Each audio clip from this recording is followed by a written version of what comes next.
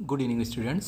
आज हम सिंधु घाटी की सभ्यता के बारे में चर्चा करेंगे। ये बहुत इंपॉर्टेंट टॉपिक है, हर कंपटीशन में इसे पूछा जाता है और समय बड़ी बात यह है कि हमारी बुनियादी शहरी व्यवस्था के बारे में बताता है। विश्व की जो बड़ी सभ्यताएं हैं, चाहे चाइना की सभ्यता हो, चाहे मेसोपोटामिया की सभ्यता हो, चाहे मिस्र की सभ्यता हो, उन सब में यदि अग्रणी सभ्यता माने तो हमारी सिंधु घाटी की सभ्यता है। ये एक बड़ी विशाल नगरीय व्यवस्था थी। ये करीब 15 लाख स्क्वायर किलोमीटर में फैली हुई थी। ये त्रिकोणात्मक थी। भारत के उत्तरी भारत से लेकर पश्चिमी भारत में, यहाँ तक कि दक्षिण भारत में महाराष्ट्र तक के एरियो तक में ये फैली हुई थी। इस सभ्यता के प्रमुख नगर हैं हड़प्पा, मोहनजोदड़ो। हड़प्पा में ये ढूंढी गई थी, इसलिए अब इस सभ्यता को हड़प्पा सभ्यता कहा जाता है। इतिहास का ये नियम है, जिस सभ्यता के किसी शहर को समय पहले ढूंढा जाए उसी नाम से सभ्यता का नाम रखा जाता है।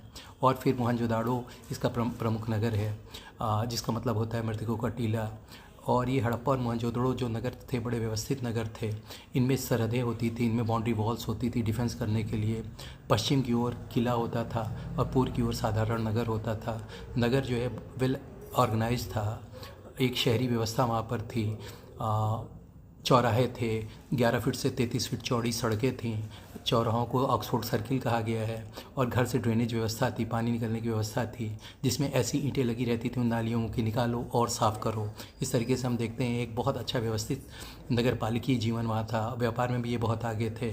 सिंधु घाटी की जो रुई होती थी उसको दूसरी सभ्यताओं में सिंडौन कहा गया है, और जो बीच में बहरीन था उसको दिलमुन कहा गया है। बहरीन के ज़रिए सिंधु घाटी का व्यापार पूरी दुनिया में फैला हुआ था। यहाँ के नगर बहुत महत्वपूर्ण थे, बड़े व्यवस्थित थे, और राजस्थान में भी फैले हुए थे, गुजरात में भी फैले हुए थे। इसका जो एक नगर है लोथल, वहाँ से जहाज़ों के ज़रिए व्यापार हुआ करता था।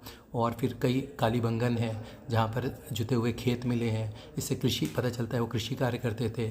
पशुओं की अस्थियाँ मिलती हैं, पता चलता है कि पशुओं की ओर ध्यान दिया करते थे। यहाँ पर इस सभ्यता के पतन के बारे में भी चर्चाएं होती हैं कि कैसे हुआ। कोई कहता है कि सूखे से हो गया, कोई कहता है कि बाढ़ बहुत आ गई, कोई कहता है कि नदियाँ सूख गई, नदियों ने रास्ते बदल दिया।